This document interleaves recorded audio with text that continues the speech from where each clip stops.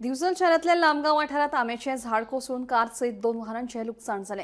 या अपघातात लाखभर रुपयांचे लुकसाण जाल्ल्याचो अदमास आसा।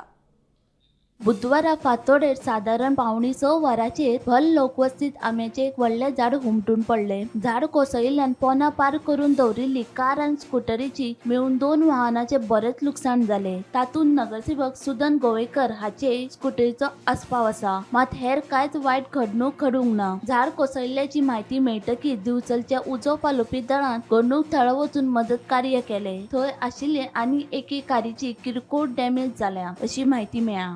आज सकाळी सारखे 10 मिनटां आसतना अचानक आवाज येयलो म्हणून भायर येवन जर पळयता जाल्यार आंबो पडलो।